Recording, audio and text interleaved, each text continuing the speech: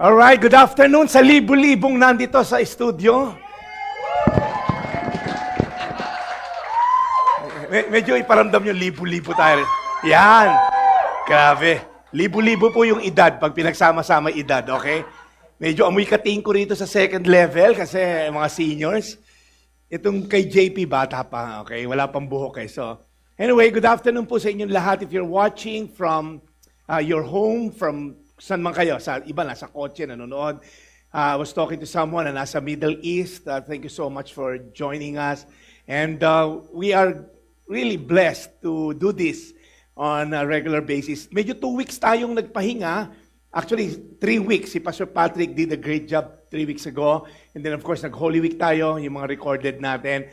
So medyo nagpahinga lang po kaming mag-asawa in the family. It's been 17 years of doing ministry, so medyo nakapahinga tayo, alright?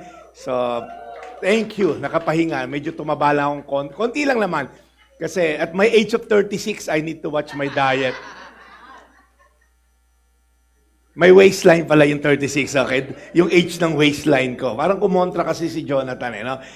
But anyway, we're inviting you to join our next week, the first in-person ating first in-person ng Anchor Worship. So, just scan the QR code and if you want to join, we're gonna ask for some information. Kasi po, may limited slots lang. Pag hindi kami nag-reply, medyo sagad na po yung slots. But don't worry, marami naman tayong gagawin ganyan. Pag-pray po natin, we're praying for a bigger space. Kasi ito pong studio can only accommodate 6,000 people. Konti lang po yung studio. Nakakapalitan lang nga ng mukha eh. Wala nga kids church kaya yung mga apo ni Junjun sa kanito apo ni Alan naging magtropa na eh. Dati magkaawa yan eh. Ngayon magtropa. So, ang ingay na po dito, okay? So, meron dito dati 3-year-old lang kids church. 18 na ngayon. So, ang tagal na namin walang kids church, okay? But seriously, we're praying for a bigger space na hopefully the Lord will bless us. Who knows, di ba? Baka meron nakikinig dyan na meron kang space dito sa Mandaluyong Pasig. Okay? So, let us know. Last night, we had our hangout. Ito po yung every Friday, 8 p.m. Through Zoom lang po to. Again, you know naman the heart ng Anchor is to have this borderless church. A church that is available anytime, anywhere. So, that's the dream. So, we're having this muna, 8 p.m. po, Manila time. And it's so encouraging kasi during this time, a lot of people are attending, iba't-ibang planeta, okay? May mga alien, of course. And nakakatuwa lang, of course, may mga taga-Middle East na nasa gitna sila ng being bombed and natutuwa daw sila ngayon dahil may 10-day ceasefire, hindi nila kailangan tumakbo sa mga bomb shelter. So if wala kang ginagawa pag Friday night, 8 p.m., we had a great time. And yun nga po, as I was preparing the sermon, last week, sinimulan ko last week for the sermon this week. I already prepared the sermon. Kaya lang last night, after sharing what I shared dito sa ating hangout, maiksi lang kasi yung time dito, parang 10 to 15 minutes yung sharing. Parang maraming na-bless. And then people are encouraging, Pastor, nakaka-encourage yung ano mo. So hindi ako makatulog kagabi kasi meron pa rin kaming hangover. Ano yun? Meron pa rin kaming jet lag. Okay, lasing eh, no? Hangover. No? So parang 3 a.m., parang kami sabog ni Grace, gising kami. Pag gising namin, hindi namin alam, stress pa lang pala. So nagkakape kami ng 3 a.m. Parang mga addict eh, no? Nagsisiga na ako ng mga, nagpapausok na ako ng mga puno ng mangga ng 3 a.m. kanina. So I was finishing the sermon that I prepared. The Lord parang impressed in me to share the topic that I shared last night. So for those of you na umattend last night, pwede lang kayo lumabas. Hindi, joke lang kayo. Hindi, longer version. Okay? Mas maganda tong version na to. Kasi nga pa, with all what's happening, okay, sa Iran, may ceasefire, merong magkakaroon ng bombahan na naman. Pagka natapos yung ceasefire, sumabay pa to si President Trump, ang kulit, nagpalabas ng AI na siya si Jesus. So parang, minsan, kailan ba matatapos tong gulo sa mundo? Anybody here, sino rito apektado ka dahil mayaman ka, diesel ang gamit mo? Sabi sa news eh, no? Pag diesel daw, mayaman eh, no? So, yung diesel, nagulat ako. Pagbalik ko rin sa Pilipinas, 130. Nag-150 pa raw. Kaya kaming pamilya, naglakad na papunta rito kanina, okay? So, sabi ko makatipid-tipid, okay? So, si Ate Net, galing pong Bulacan to. nakakabayo sila dumating, okay? Si Mamo may dalang kambing. Hindi ko alam paano nakarating kambing niya rito, okay? 3 days, pinapasok sa NLEX. Hindi ko alam, kanya-kanya lang po diskarte rito. Yung mga galing lang ng Cavite, hindi ko alam. Nag-ano sila, nag-paragliding, whatever. So, makatipid lang po. Si PB gumulong lang papunta rito. Ang tindi ni Phoebe, gumugulong sa C5, ano? Here's the thing, parang, hindi mo ka-relate yung mga lasa, yung sinanay na naka-duster na blue, hindi apektado yan, dahil hindi umaalis yan, dahil may rayuma yan, okay?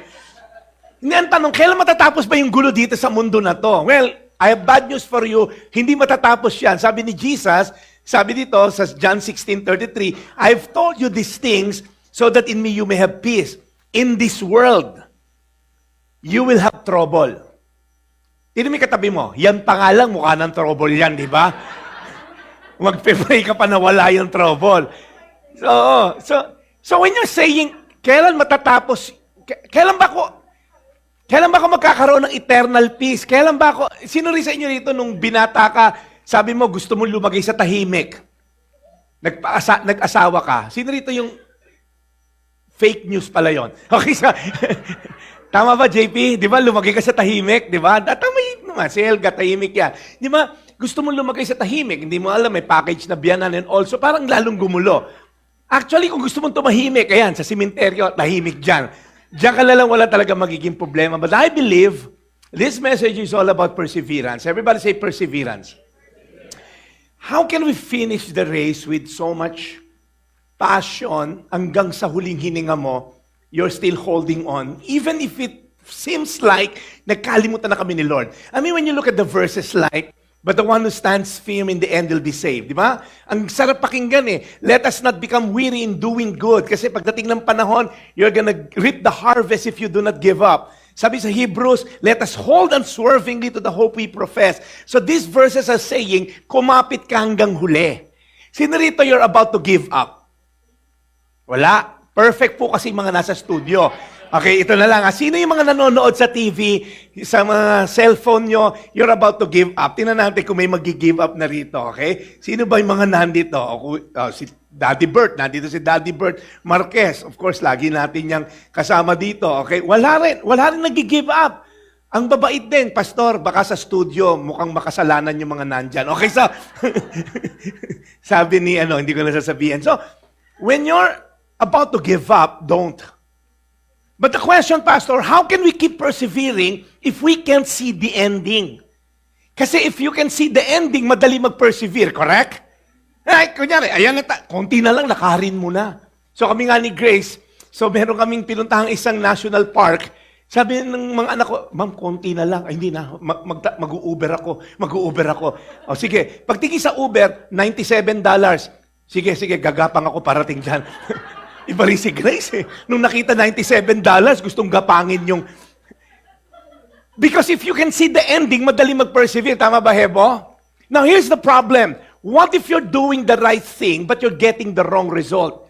Lumalabang ka ng patas, hindi ka bumebenta. Ikaw yung nagbabayad ng tamang tax, ikaw pa rin yung nalulugi. Ikaw yung nagpe-persevere, but hindi ka makaagwanta sa buhay. What if you're faithful, but life is still painful? It's not, hindi naman ikaw masama. Kaya lang parang wala nangyayari, Pastor. What if the promise feels far, but the suffering is so near? Di ba parang, Pastor, hindi naman sa hindi ako nagtitiis. Kaya lang, Pastor, ayoko na. Paano kung ganyan? Malapit na, give up ka pa, pre, di ba? Malapit na yung breakthrough mo. Right? So today, we're going to look at the story of Paul. Sabi niya, I consider, right? The word consider means I reckon, I compute, I make a careful computation and consideration that our present sufferings are not worth comparing with what? With the glory that will reveal in us. Right? Nung sinulat to ni Paul, sabi ni Paul, alam mo, yung pinagdadaanan ko ngayon, wala yang sinabi sa naghihintay sa akin in the future. And by the way, this was written not in the comfort of a house, not in the comfort ng palasyo. No. Nakakulong si Paul nung sinulat to. Binugbog siya, inusig, halos mamatay sa hirap, gutom, and pagod, and yet he can say, alam niyo yung pinagdadaanan ko ngayon, wala to sa parating. In fact, sinulatan niya yung mga tao sa Rome, okay, the believers in Rome, they were persecuted, religiously, politically, persecution, matindi, nahihirapan sila, they were beaten, in prison, tortured, meron silang economic preference, yung mga Rome, pag nalaman born again ka, tatanggalin ka sa trabaho, and you're asking, is it worth it? And come to think of it, sabi ni Paul, the verses prior to that, for those who are led by the Spirit of God are the children of God. Wow, anak ng Diyos, tapos nagsasuffer? What you hear feeling mo, kung anak ka ng Diyos, di ba dapat walang suffering? Tingnan mo yung katabi mo. Mukha ba nagsasuffer yan? Pastor, nagmamantika pa. mukhang over nga sa blessing to eh. If you're watching, tinan mo yung nanay mo, okay? Si Aling Tonang, tinan mo yan. Mukha bang, kasi ang mindset natin, anak ka ng Diyos, dapat di ka nagsasuffer, correct? Hindi nga lang, sabi ni Paul, hindi lang tayo anak ng Diyos. If we are children, then we are heirs. Ano yung sabihin na to, Hebo? May buhok, ikaw wala. Hindi, okay. Ay, iba ba yan? Okay. Sorry po, sa studio, maraming kalbo kasi. So, maliwanag sa... Na-balance naman si JP at si Hebo, okay? No. We are heirs, tagapagmana. Now, listen up. Kung anak ako ng Diyos, tagapagmana ako ng Diyos, and then alam mo yung sumunod na sentence dyan, we share in His suffering. Kweng. Parang, Pastor, hindi ko ma-relate. Anak, tagapagmana, tapos may suffering. Bakit ganon? Oops, parang mali yata si Paul. Sabi, we share in His suffering. Uy, may purpose. In order that we may also share in His glory. Okay. There's sonship, there's suffering in the middle, there's glory in the end. Pwede man tanggalin na lang ito, Pastor? Don't you wish ang buhay, anak ka ng Diyos, and then everything is okay. Right? Sino sa inyo rito, nung pinili mo si Lord, it seems like hindi naging okay yung buhay? Iniwanan mo yung boyfriend mo na may asawa. Nung na-born again ka, nagka-conviction ka magbayad ng tamang tax. Parang nalugi negosyo ko. Naging anak ako ng Diyos. Parang nagsasuffer ako ngayon. Anybody here, you can relate to this? Na nung naging anak ka ng Diyos, parang seemingly humirap yung buhay. You're fighting now a battle na wala naman dun dati. Nung na-born again ka, nagsasuffer ka seemingly, parang, bakit ganito? Nung hindi naman ako anak ng Diyos, wala akong ganitong conviction, I can sex with anyone I feel like having sex with. Ba't ngayon, parang nagsasuffer ako? Parang deprived ako, binata ako, gwapo, mayaman. Well, unang-una, feeling mo lang yon. Hindi ka gwapo. Yung nanay mo lang yung pinaniwala ka, okay? Sa kapag may pera, gumagwapo, okay? So, wag ka maniwala ron. So, is it possible na may sonship at may glory, wala to? Nope. Because if you're in Christ, suffering is part of the journey, but the good news, it's not the end of the story. Amen? So, ikaw na nanonood ngayon, and you're going through tough times, yeah, may mga good times. Pero you're in severe, whatever, suffering, physically, emotionally, mentally. Let me tell you something. Kaya mo yan. The question is, Pastor, hanggang kailan ako mananatiling faithful? Question, hanggang kailan ka mananatiling faithful? Answer, hanggang hawak mo ang beat. Hawak mo ang beat. Alright? Hanggang hawak mo ang beat. Okay? Sorry, hindi makarelate yung mga matatanda rin sana. So, okay, sorry po, pang millennials lang yan. But the point is, paano ka magpapatuloy kung hindi nawawala yung hirap? So the question is, Pastor, I want to persevere. Pero Pastor, yung feeling ko, parang akong underwater lagi. Yung na-experience yun, parang hindi ka makahinga sa hirap. Parang lagi na lang ba to? And the question lies, is it all worth it? If you're gonna persevere. Part of the reason why we celebrated sabbatical leave is We celebrated our 30th wedding anniversary. Diyos ko naman, para naman kayo nakakita ng ilang kikis. 30th anniversary kami. So, of course, ikinasal ako at the age of 10. So, alam niyo na edad ko ngayon. So, pag tinignan mo, is it worth it na you fought for your marriage? Kasi of course, nung early part ng marriage namin, I got married at the age of 22. I'm looking at my daughter, sabi ko, nung panahon yun, yung nanay nyo nagpapa-breastfeed na sa inyo and all. So parang 22 years old, Grace was 25, is it worth it? Kasi may mga times gusto mo mag-give up, di ba? Diyan-biyanan mo and all. Parang, worth ba talaga ipaglaban to? But let me tell you, after 30 years, it's all worth it. After the engagement ring, the wedding ring, the suffering, worth it yan. So sa mga binata dyan na gustong mag-asawa, talungin nyo muna, kaya mo ba mag-persevere? So Mavic, it's all worth it at the end, okay? It's all worth it. The suffering, nandyan yan.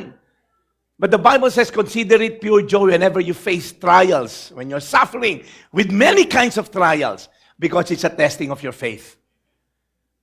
Napanday na nga ako ng panahon sa pananampalataya ko sa 30 years na pag-aasawa namin ni Grace. So, hanggang kailan natin pangahawakan yung mga pangako ng Diyos? So, again, bibigyan ko na kayo ng narrative. Very short narrative lang. We're not gonna go through the life of this man kasi napakahaba ng kwento ng buhay na to. We're gonna look at the story of Joseph. Alright? Hindi po si Ian Benarasyon niya, no? Si Piolo. Okay? This is Joseph. Ipa-fast forward natin yung buhay niya. He ended up in prison. And you know the story of this man. Kasama niya yung baker, saka yung cupbearer sa prison. Konting background sa mga hindi nagbabasa ng Bible, si Joseph had a dream. Alright? He had this dream, but then yung dream niya turned to be something na kinaasaran ng mga kapatid niya. He had this dream, kayong 10 kapatid ko, luluhod kayo sa akin. And then the sun and the moon, my parents, luluhod din sa akin. Ang yabang naman na itong bunso natin. Tapos paborito pa siya. Right? Paborito si Joseph ng magulang niya. Kasi nga, yung mga kapatid niya, pag kumakain sila kay Joseph pork chop, sa mga kapatid niya, ketchup. Di ba? Parang, hindi, laging siya paborito. And not only that, sa bad trip sa kanyang mga kapatid niya, binenta siya as a slave. Anybody here can relate? Pagkakamag-anak mo nag-betray sa'yo, masakit. Correct? Kasi the very people you expect to love you the most, binetray ka. Biruin mo, gusto siyang patayin. Dinapon sa balon, sabi ng isang kapatid, sayang pera din yan. Ibenta na lang natin. So he was sold as a slave. And then naging slave kay Potiphar, dahil gwapo, matipuno, napagkursunadahan ni Mrs. Potiphar, ayaw niya because he fears God, and then ayaw niyang magpagamit sa Mrs. Potiphar. He was accused of rape. And false accusation led into prison. So nandun tayo sa kwento na to. Follow kayo?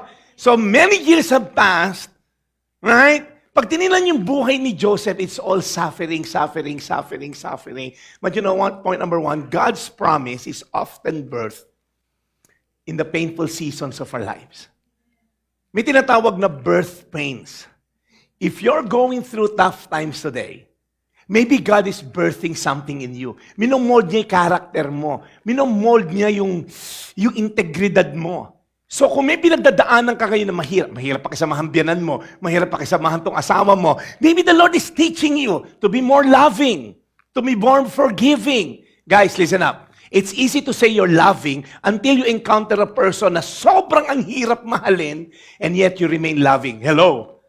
It's easy to say you're generous until such time wala ka ng pera pero you still choose to give despite wala kang pera.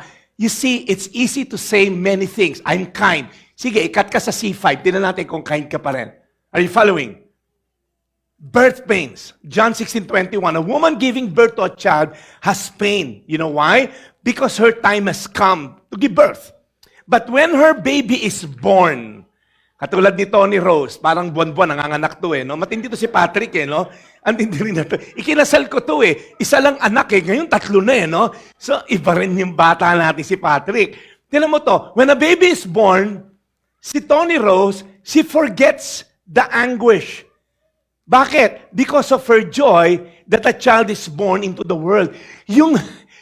Sulit yung pag-iri niya, ng 24 hours siyang nagle-labor, okay lang, nung nakita niya yung bata,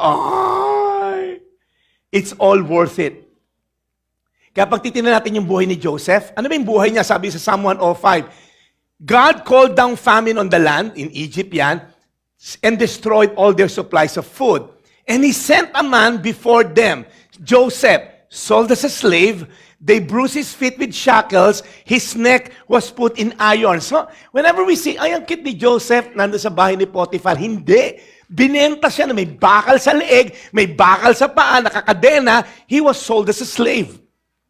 And God used this situation, we know the story, na naginip yung dalawang kasama niya sa kulungan, yung baker, saka yung cupbearer, and then may panaginip, ininterpret niya exactly kung paano niya ininterpret nangyari.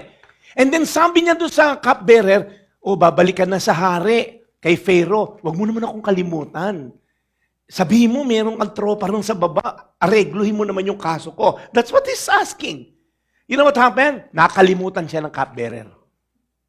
Buti na lang nakalimutan siya.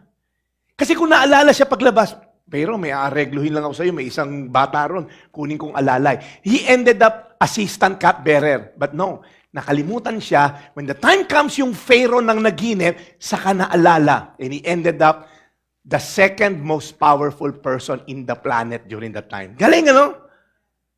You know what happened? Sabi ni God, till what Joseph foretold came to pass, till the word of the Lord proved him true. Kapit lang. Pag sinabi ni Lord, mangyayari yan. Tanong, may pinanghahawakan ka bang pangako ng Diyos sa'yo ngayon? Gagaling nanay mo sa stage 3 cancer? Right? May pinanghahawakan ka ba ngayon? Magkaka-baby kayo. May pinanghahawakan ka ba na magkakaroon ka ng asawa? May pinanghahawakan ka ba? Pero yung iba sa atin, malapit ka na magduda. Hindi lang sa kakayanan, pero baka sa kabutihan ng Diyos, ang sama kong tao, baka hindi ibigay yung quota ko this month sa SMDC. Pastor, baka hindi ibigay ni Lord yung kabutihan niya, kini-question ko kasi ang sama ko eh. Or minsan yung kakayanan niya, kaya niya talagang ayusin marriage ko. Let me tell you something. When it comes to God's promises, look up on the screen, Numbers 23:19. God is not human. Hindi siya tao that He should lie. He's not a human being that He should change His mind. Yung pabago-bago, ibe-bless ko si Jeff. Ay, wag na lang, hindi ko na-trip ngayon. No. Hindi siya tao na paiba-iba ng isip na parang misis nyo. No. Does He speak and then not act? Does He promise and not fulfill? The answer, no. He's not human. He doesn't change His mind. He does not speak and not act. No. When He promised, He will fulfill. In fact, in Joshua 21:45, matanda na si Joshua, he's seen everything. Bata pa lang siya nung kasama ni Moses, coming out of Egypt. Alalay siya ni Moses. Nakita niya nahati yung dagat. Nakita niya si Moses gumawa ng ark. Yung iba talagang, yes, pastor, nakita niya. Si Noah yun, okay? Nakita niya lahat. And when he is old, na-conquer na most of the promised land, here's what he had to say in his farewell speech before he dies. Not one, everybody say not one. Not one of all the Lord's good promises to the house of Israel failed. Everyone was fulfilled. I don't know about you. But sometimes, there's a tendency for us to base God's ability on our own merits. Hindi kaya ni Lord yan kasi, hindi gagawin ni Lord yan kasi sobrang sama kong ama. Malabo yan kasi sobrang sama kong asawa. Hindi yata pwedeng mangyari sa akin yan dahil kinalimutan ko si Lord. And sometimes, we are so narrow-minded, we feel like yung mercy ni Lord nakadepende sa kabaitan mo. Ang sama ko kasi. Yung mercy ni Lord, konti lang. Baliktad. Si Lord, yung mercy niya, napakalawak sa ating mga makasalanan. You see, for no matter, sabi dito, how many promises God has made, they are what? Yes, in Christ. Yes in Christ. Kaya so Kristo natin masusumpungan. Ang tunay na kasagutan. Ang lalim. Para lang po sa mga nanonood na Tagalog talaga. You see, if you're here and you're questioning God's promises, let me tell you something. God often develops you before He delivers your breakthrough. Kasi pag dumating yung breakthrough, tapos ikaw, alam mo yon yung hilaw pa'y pananampalataya mo sa Diyos, baka feeling mo ikaw yon. Baka feeling mo ikaw magaling, right? So, few more minutes, we're done. Reflection question. Are you in a painful season right now?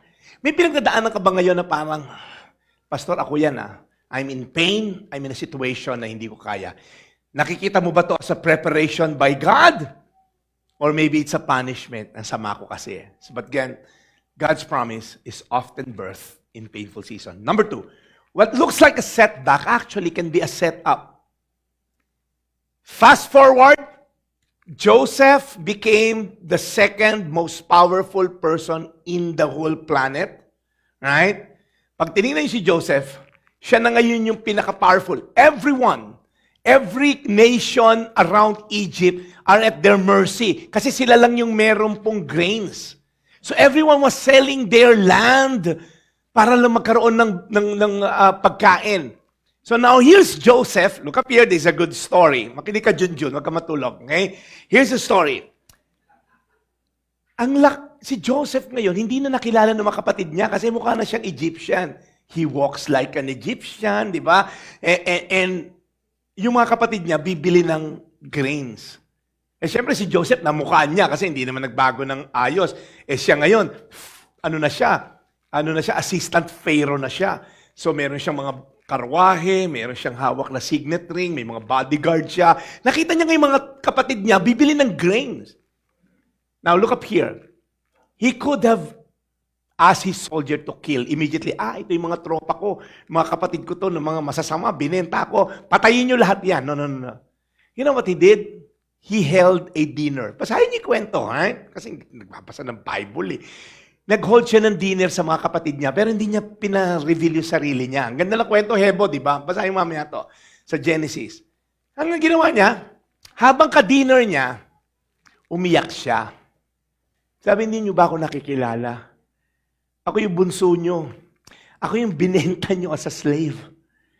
Di ito ngayon, sila kuya, oh my gosh, di ba? Awkward, di ba? Binenta natin to, papapatay tayo na to. Yung kinakain natin, may lason to sigurado. Gaganti to. But you know what he said? You intended to harm me, but God intended it for good. Gabi, ang pananaw ng itong bata na to, no?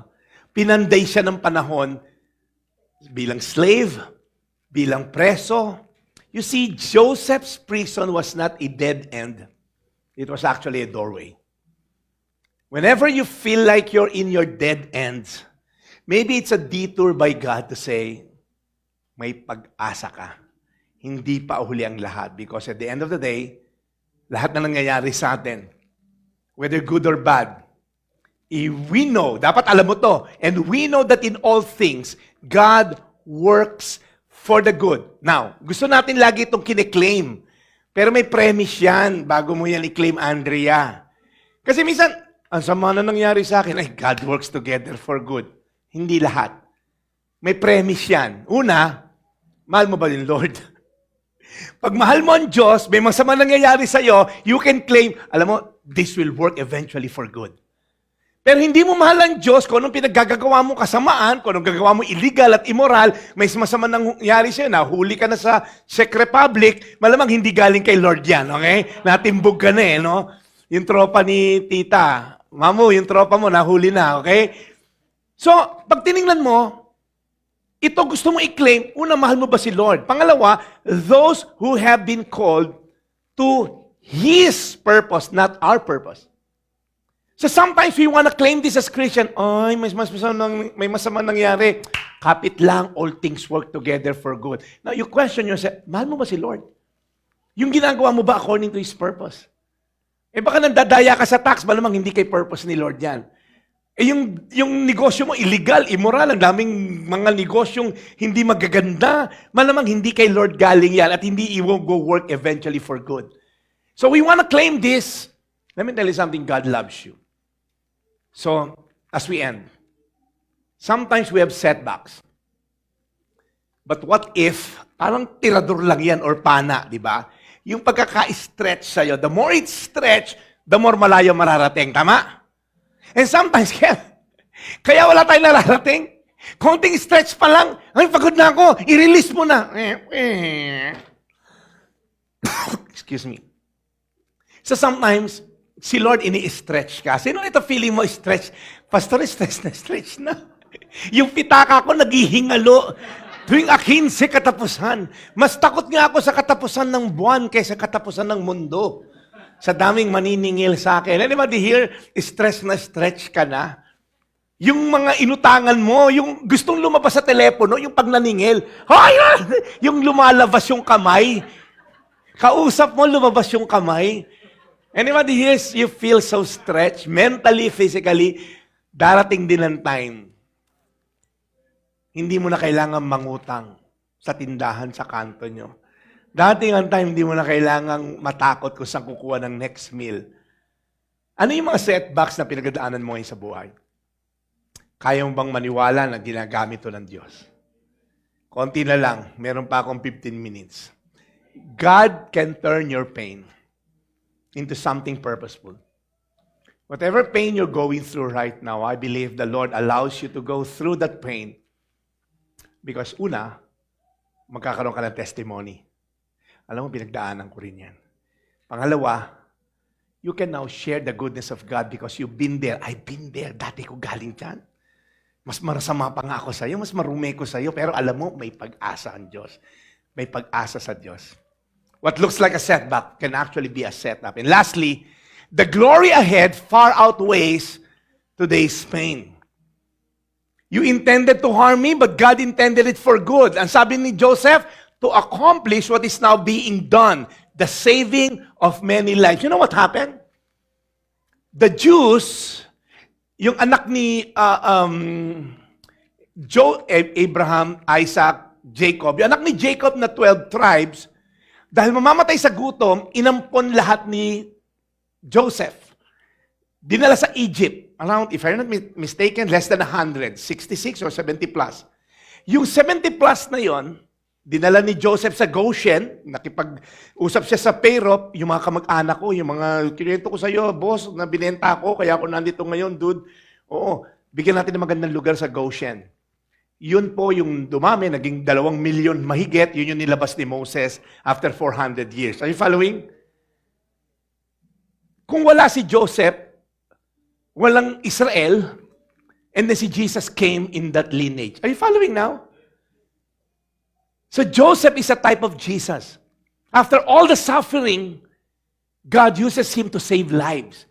And come to think of it, in Hebrews 12:2, it says, fixing our eyes on Jesus, the pioneer and perfecter of faith. Anong ginawa ro ni Jesus?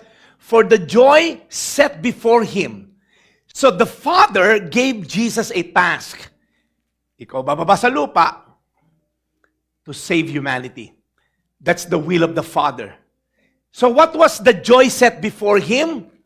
You have a chance, una, to please the Father. Ano sabi sa Bible ni Jesus? I came to do the will of my Father. He came to save you and me. Yeah, that's given. But ultimately, the goal of Jesus is to please the Father. Because ang gusto ng Father, ma-reunite yung mga lost sons and daughters niya sa Kanya. So look at the picture there. Look up here. For the joy set before Jesus, He endured the cross, scorning its shame. You know why it's shameful? Because the Romans designed crucifixion in such a way na sobrang shameful mamatay. May damit pa yan. Yung totoong crucifixion, walang saplot. And you're gonna go through this parade, yung tinatawag ngayon, if you go through to Israel, yung Via Dolorosa. I'll bring you there sa October, pag wala ng gera. Yung Via Dolorosa, that's where Jesus, yung krus, bubuhatin mo yung beam na pahaba kasi nandun na sa bundok yung patayo, you're gonna carry, and the people will shout, "Sinner, crucify him." The Romans will make sure ikakahiya mo kung kamag-anak mo ipapako sa krus. And not only it's shameful, it's so painful. Ito po, nakapako ka sa kamay, nakapako ka sa paa. And it was designed na nakasuspend ka. Para kung hihinga ka, you're gonna push your feet. Excruciating pain sa feet. And when you exhale, your whole body, kikerry ng kamay mo, excruciating pain. Nagpapalitan lang, pain, pain, pain. Walang pahinga yung pain. Maloko rin itong mga Romano, they try to keep you alive by giving you water. Para tumagal-tagal ka. And it's done along major highway. If may crucifixion ngayon, it's gonna be done along EDSA. Para people will know, oh my gosh, huwag natin kakalabanin ng Rome. Tinan mo nangyari kay Mang Canor, oh. Nagrebelde yan sa mga taga-Roma eh. So it's a public billboard. It's a show of force. Don't mess with us. And Jesus had to endure that. You know why? Because of the joy set before him. Is it worth it to die at the cross for you and me? You know what held him on the cross? Hindi yung nails na yan. I mean, he could remove it. You know what held him on the cross? It's his love for you and me. He was thinking of you. If I'm not gonna do this, all humanity will go to hell. But if he do this, we have a fighting chance to go to heaven one day. That's why the Bible says God made him who had no sin to be sin for us. So that, ano yung purpose? We might become, because of his death, the righteousness of God. What's this verse saying? Si God intentionally made his son sinless to be sinful. Kasi po kung hindi nangyari yon, wala tayong pag-asang mapunta sa langit. Aren't you glad? Despite being sinful natin, makasalanan tayo, Jesus chose to die for you and me. And that's the glory ahead. Jesus was looking at the cross. It's worth it. Thank you, Lord, for your faithfulness. Great is his faithfulness, isn't it? So the question now, can you trust God's plan kahit hindi mo pa nakikita yung ending? Will you keep going kahit hindi pa clear yung daan and just believe that it's gonna be good in the ending? So whatever suffering you're going through right now, it's not yet the end of your story. Maaaring iba sa inyo, nasa simula pa lang. Iba sa inyo, nasa gitna pa lang ng kwento. But the good thing is, the story will always be good. The story will always give glory to God. If you endure suffering today, you're gonna enjoy so much more yun later. But here's the thing about Satan. Enjoy the sin today, suffer eternity later. You don't want that. Amen?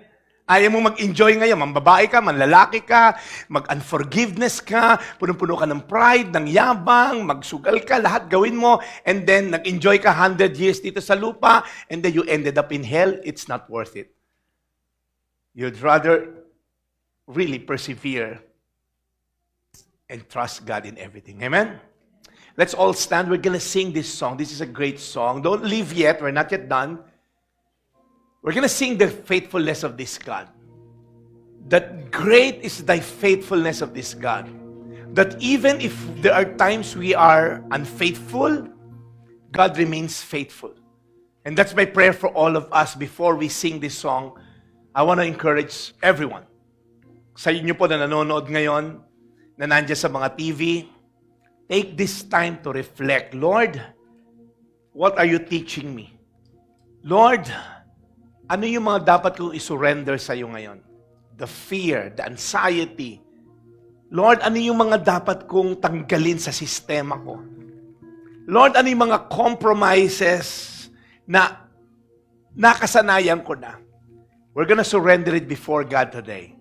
Because for the joy set before this Jesus, He endured everything so that you and me might be saved. You know, and every time I hear that song, it just reminds us that His love and mercy endures forever. It's not dependent on our accomplishment, on our merits. It's not even dependent on how you serve dito sa church. It's not dependent on how many attendants you have attending church. No. His mercies is beyond compare. Hindi mo siya ma-comprehend. That's why I wanna go back to the verse that we read kanina. When you fix our eyes on Jesus, you see our faith increases. But when we sway and swerve to the left or to the right, you know what happened to Peter, right? When he's focused on Jesus, he walks on water. When he fixed his eyes sa mga wind and waves, and then he started drowning. And I believe some of you here today, we need to recalibrate our priorities. We need to recalibrate our values. We need to have a recalibration of the way we spend our resources, our time, our money, our energy. Mas marami ka pang time mag-browse sa Facebook and TikTok more than reading the Bible. I mean, mas marami pa tayong time minsan makipag-fellowship sa iba instead of attending church or even watching a podcast. Minsan, mas marami pa tayong time mag-pickleball. Iba dito mga addict sa pickleball. Tapos pag church, pagod ako eh. Parang nakakahiya minsan kay Lord, di ba? Parang, and when problem comes, when trial strikes, wala tayong matakbuhan. But then again, Jesus is so loving because He endured the cross. You know where He is right now? After enduring the cross, it didn't end there. He rose from the dead on the third day. And where is He now? He sat down at the right hand of the throne of God. You know what He's doing right now? The Bible says He is interceding for you and me. Gabi, no? Biruin mo ang backer mo sa langit. Not Mama Mary, not the saints. No. The Bible says there's only one mediator between God and man, that is the Lord Jesus Christ. So if you're praying, you better pray to God through Jesus Christ. Because you know that God loves you. He sent His Son to die for you and me. So I want to encourage you today. Joseph was used by God to save lives. Jesus was sent to save you and me once and for all from the grip of sin and death. Alam niyo po, kung hindi bumaba si Jesus, we're all headed to hell. For the wages of sin is death. So I want to encourage all of us. We're going to pray. We're going to lay it before God. If Jesus is not the center of your life, if Jesus is not the main focus of your life, we better start thinking. Some of you, ang dami nating gusto at plano sa buhay. Kagagraduate mo lang ng college, kagagraduate mo lang ng high school, whatever your plan is, I hope it's fixed on Jesus. Give Him the glory in everything that you do. Amen? So if Jesus is not in the center, there's always gonna be imbalance, man. There's always gonna be tension. Si God ba o itong trabaho? Si God ba itong career? Si God ba? No. It's a no-brainer. Fix our eyes on Jesus. Let's bow down our heads. Lord, we're sorry for the times we're not putting you, Lord God, in the center of our lives. Patawarin mo kami, Lord God, because we allow stuff, we allow things, we allow people to be the center of our attention. We even allow ourselves to become the center. Lord, patawarin mo kami because we were never designed to receive glory. Lord, we ask that you forgive us when we are not fixed on you. Lord, the more we're fixed on you, Lord God, the more our lives will have direction, we'll have a sense of clarity. Lord, alam ko marami dumadaan ngayon sa trials. With all the gasoline prices going up, with all the challenges, Lord God, dito sa mundo na to, Lord, we know it's hard. So Lord, as we persevere, we ask for your grace. Give us, Lord God, the sustaining grace to go through this life because we know, just like Apostle Paul said, it's a no-brainer. It's not even apple to apple. It's non-comparable to the glory that we'll receive eventually. Lord, heaven is waiting for us. No more pain, no more sorrow, no more crying, wala nang maintenance medicine. Lord, pagdating namin sa langit, it's all about your glory, your presence, Lord God. So Father, right now we ask, forgive us because masyado kami madaling matempt ni Satan. Masyado kami madaling mag-focus on things that are temporal. Lord, help us, Lord God, to persevere till the end. Because those who receive the trials, the testing of our faith, it produces in us, Lord God, perseverance, and eventually, it gives us a sense of hope. Lord, today we ask, help us to fix our eyes on you. We repent of the things, Lord, na hindi nakafix sa'yo. In Jesus' name, amen. Amen, amen, amen. All right. We want to encourage everyone, if you want to join our Friday Hangouts, we might be launching at 8 a.m. para sa mga taga-East Coast, kasi gabi sa inyo yan. Okay? We might be even launching at 12 noon na Friday. So, who knows? Kailangan natin ng mga leaders. So, again, ito po yung WhatsApp. Guys, before we leave the recording, ito muna yung dalawang tanong that I want you to wrestle with. Find your group. If you're watching from the houses po, nasa bahay kayo, you go to your mom, to your dad, pag-usapan nyo to. What pain in my life am I trying to escape that God might actually be using to prepare me? Ano yung parang tinatakbuhan mo, kung ano ginagawa mo, puro ka games, puro ka Dota, puro ka vaping, tinatakbuhan mo yung issue eh. No, baka God is preparing you something. Number 2, what would change in my attitude today if I truly believe that my current suffering is not the final chapter?